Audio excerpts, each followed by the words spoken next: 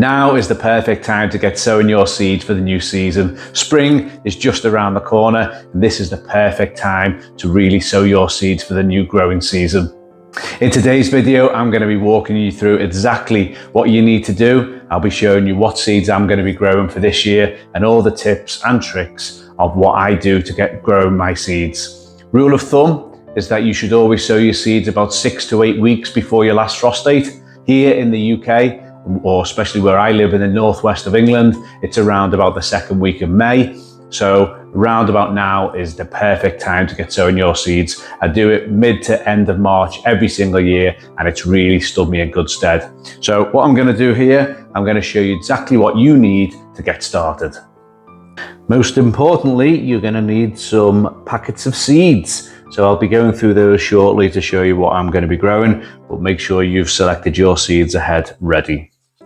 You'll need some plant labels, because the worst things you can ever do is sow some seeds and not label them, because you will forget.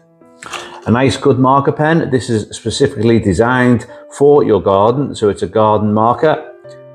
Doesn't fade in the sun, doesn't wash off. Absolutely perfect for this. We've got some toilet rolls, which I'll explain later, but some more plant labels. And if you haven't got any labels, you can always use an old yogurt pot and you can cut out some yourself. So that's a nice little hack if you haven't got any handy. Here we have an actual propagator. I actually just bought this. It was only $1.99, absolute bargain. Creates its own little microclimate in there. It's like a little mini greenhouse with all the individual plugs or cells for each of your seeds to be planted into. I always save these whenever I buy some plants from the garden centre. I'll save the pack and then I can just sow directly into these, and then they go in a tray just to stop the water going right through and making a mess. I've got some actual trays themselves, which I've already filled up with the seed cutting compost, and then you can direct sow into here before you then have to thin them out at a later date. Again, some more little seed trays that can just sit directly into a bigger tray. More of these pots. A few more of these. These are lots of little individual cells that again just sit in a bigger tray. Then I've got individual pots. I always like to do some direct in pots, so that just saves you having to pop them on, because they will be perfectly fine in their own little pot. So lots of them, some of them with little trays underneath them. Then of course we've got the lids, which after you've sown will just go on top, again making a little microclimate and a little bit of a mini greenhouse to keep those seeds nice and moist, warm and humid, just to help them germinate a little bit better. And obviously we need the seed and cutting compost. This is the kind of thing you need to be sowing your seeds into. Don't use multi-purpose compost. It's got too many nutrients in, so even when the seed does germinate, the roots won't go strong. They won't go looking for the goodness. So something like this is really gritty, helps to drain easily. It hasn't got much nutrients in, so the root system gets really, really strong before you then pot on. So this is seed and cutting compost, which is really good for getting these seeds started. So let's jump straight into this, and I'll show you exactly what I'm sowing and how I'm going to sow them. Right, let's make a start. So generally my sowing techniques are exactly the same every single time. Put my seed sowing compost into either plug trays or the big full-on trays or the pots, no matter how I'm going to do it. And then I pop my seed about 2 to 3 centimeters down into the soil, firm it over, and then water well and leave it to germinate. So let's make a start. We're going to start with the melons. This is melon ananus. A good source of important vitamins and antioxidants. It says to sow them between March and April, ready to harvest between July and September. A vigorous and reliable plant producing large oval fruits with golden netted skin and light orange sweet flesh. The fruits are mature in 14 to 16 weeks and weigh 3 pounds. So hopefully if these work, these will be a great melon to try in the UK. So I'm just going to open this up, And inside here should be a little packet of seeds. Here we go. So you get a little pack and you can hear them inside here. Now, I don't sow tons of everything. I generally sow about double the amount of the plants. So if I want 10 tomato plants, I might sow 20. If I want 5 melons, I'm probably going to sow 10, that kind of thing, because otherwise you just get far too many. Yeah, you can weed out and whittle down the weaker ones, the ones that don't grow quite as strong, but you do end up with tons. Obviously, there's a little bit of a risk there that if you don't sow enough and they don't germinate, then you won't have as much. But using these techniques, I've always found them to be really, really reliable. Most of my seeds do germinate. Obviously, if you haven't yet subscribed to the channel, please do, and you'll be able to then follow the journey over the next few weeks while these plants germinate, and I'll show you each step along the way. So first of all, just open these seeds up. So it's melon and ananas. Inside the pack.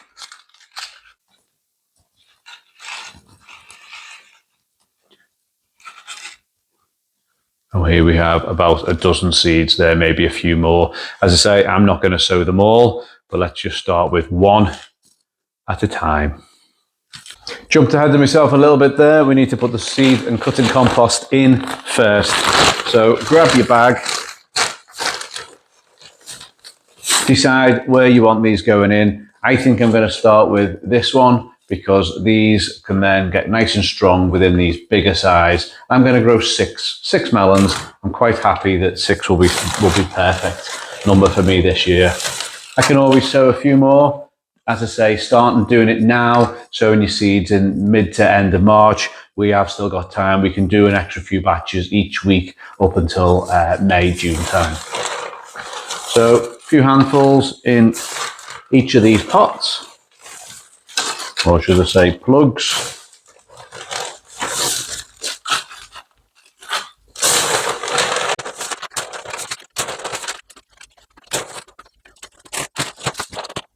Okay, so literally empty out your seeds. I've got 6 plugs here. I'm going to sow 2 of these seeds per plug to give me at least 12 of these. I know I said I was going to grow 6, but I'm going to go for 12. I can always whittle these down, but having plenty of melon plants this year because I've got my extra grow house, my extra polytunnel to grow in. So let's just simply pop these in.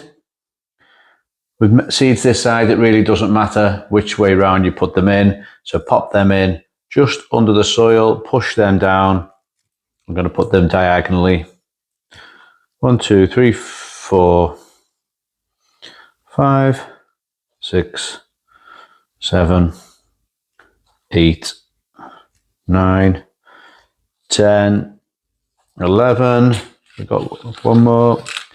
Chuck another one of there. Got a few seeds left in there so I can save them. If these don't germinate or not enough do, I can have another go at this. But hopefully you can just see. So here are the seeds in, and I just push each one down, a centimetre or so worth of compost on top. Just go around pushing them all in, just so you got that nice contact with the soil, with the compost. You don't want to firm them in too much, because the seeds will soon have to germinate and send out the roots. So just gradually just go around pushing each one in one at a time. And then there you have it, all 6 compartments done with 12 seeds sown.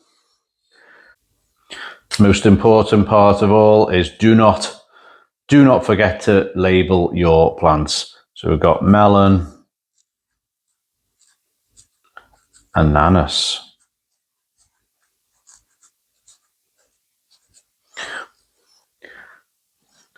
pop that in down the side. I'll give them a water at the end, and when I have, the lid will go on top, and that is a mini little greenhouse in there creating a microclimate. And that's it. Melons are done. Let's move on to a few more. Okay, now I'm going to use this, which is pretty much the same as what that idea is, but it's specially designed for this purpose. Creates a mini greenhouse inside there, and we've got, take the lid off. There's 20 of these individual plugs. They've got the holes in, and then the tray itself doesn't. So when you water them, that'll catch any water, save it going everywhere. So individually, there's 20. And inside, I'm going to do a combination of different cucumbers in here. So that's now filled up with the seed and cutting compost. And gradually just going to put each of the seeds in one by one to each of those trays. So in here is going to be the cucumbers. And the first one is going to be cucumber snack size, which these are small little cucumbers, really ideal for snacking. My kids absolutely love them, and you get an abundance of them because they're a lot smaller. It says to sow between February and May, and they should be ready to pick after 14 to 16 weeks, which will be around about July time, hopefully July onwards. I'm also going to do the cucumber Telegraph Improved, which is much more of a longer cucumber. And then this one, which is absolutely brand new to me this year, which is the cucamelon. And these are grape-sized fruit. Tastes like a cucumber, but with a hint of lime. All of these say the same thing. So between February and May, and then harvesting from July onwards. So in here, it's going to be, I'm going to do 6 to 8 of each in each of the individual plugs. Again, exactly the same. You just get your seed and pop that directly in, just like I did with the others. Firm it down, we'll water them, we'll water those in, and then once they are, the lid goes on and we wait for it to germinate. Okay, the small snack size ones are going to go in now. Again, so I've done 8 of those. Let's do about 6 of these, I think. It can be a bit tricky, but we'll do 6. Hopefully you can see these coming out. 1, 2, 3, 4, 5. In fact, we only have 5 of these, so 5 of these going in now. Exactly the same technique. We push it in. 1, 2, 3, 4, 5. They are the snack size ones. They are now done. Hopefully you can see that well enough, each of those seeds in there, and you just pop each one in, cover them over, firm them in slightly, and then water them, and they should well germinate.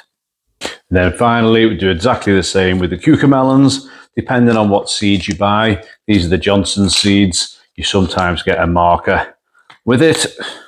Here we go. Nice little plant marker. The cucamelon, so I don't need to use up any extra labels. I'll just use this one. So again, let's have a look what's in the pack.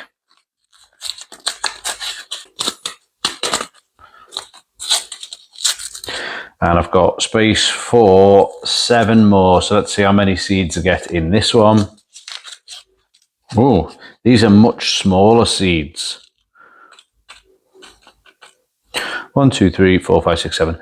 There we go. Hopefully you can see them. Wasn't expecting them to be so small, but seeds come in all shapes and sizes.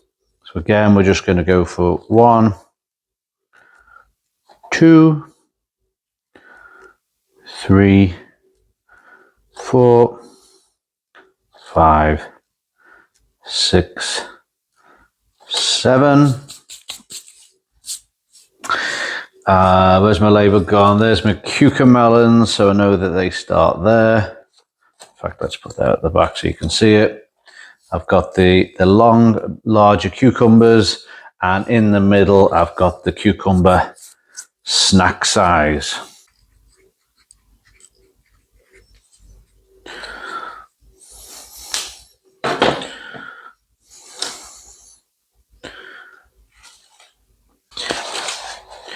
Okay, so that is all of the different cucumbers in.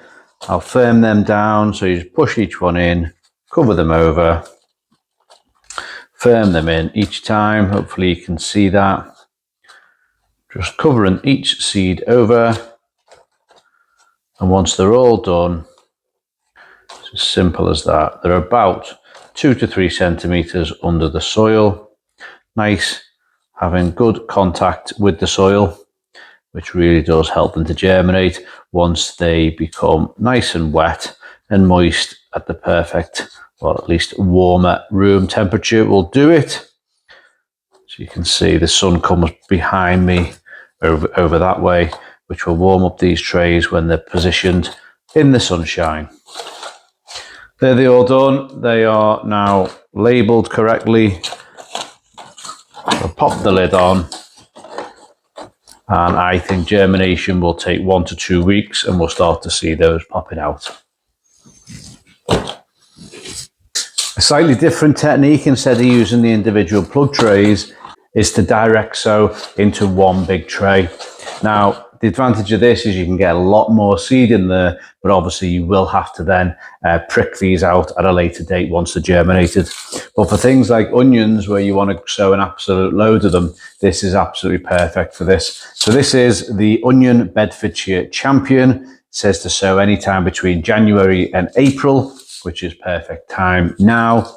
And again, we get our little plant label. I'm going to take that off ready. And then, as you'll be able to see, onion seeds.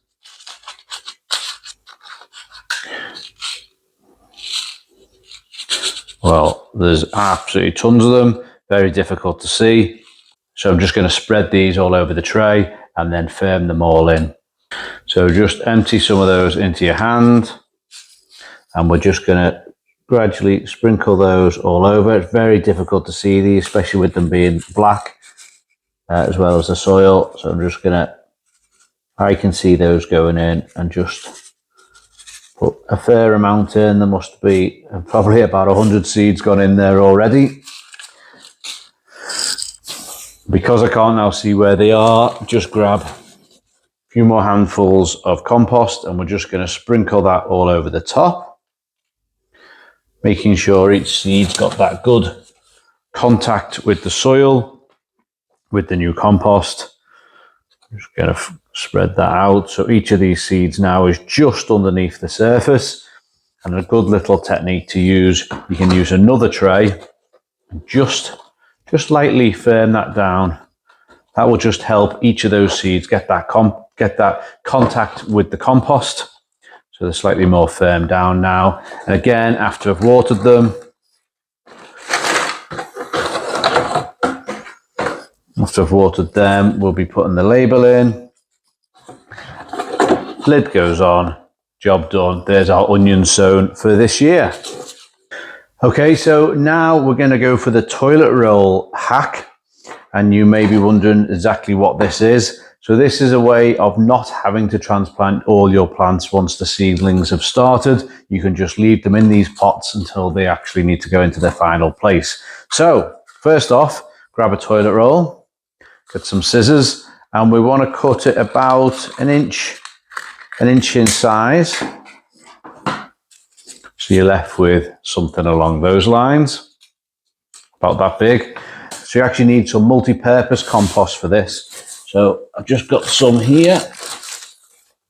I'm going to use this pot as the example, and we're going to have, that's multi-purpose compost as opposed to the seed and cutting compost. So the idea being, at the bottom of this pot is full of nutrient-rich compost. We're going to use the toilet roll on the top. I'm going to place that in like so. I'm going to get some seed and cutting compost, and we're going to put that in the center of the toilet roll.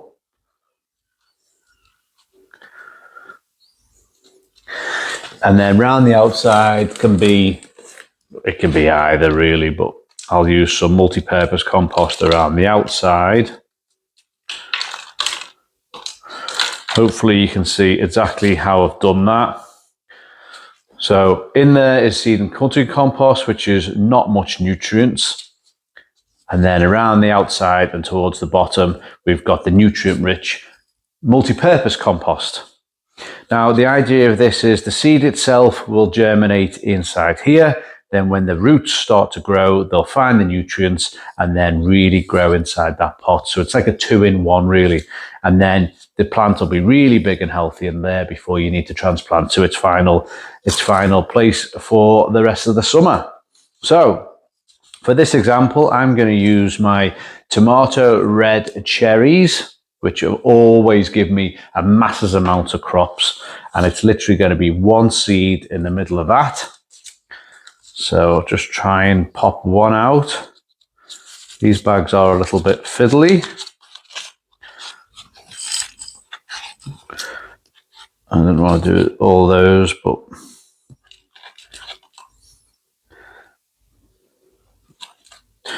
okay, so the idea being, I'm just going to use the end of my pen, move them out of the way, so hopefully you can see that. I'm just going to use the end of my pen, pop that down slightly, one little seed, it's going to go in there, and then I'm just going to firm around it, water that in, and that is basically a new way of growing inside one pot. It's a 2-in-1 growing system. Alternatively, if you don't want to use the toilet roll hack, just fill a pot up like this. You can put in the bottom of the pot, you can put some multi-purpose compost in. The top layer, we'll put the seed and cutting compost in. And again, just firm down, pop a seed in there, and then that can just grow away in that pot. And then you put them on this tray at the bottom, which has not got any holes in. No holes in this tray underneath, so that if you do water it, then first of all, the water won't go all over your table, but there'll be a little bit of water in the bottom that the pots themselves can sit in, just to absorb a bit more water in between your watering cycles.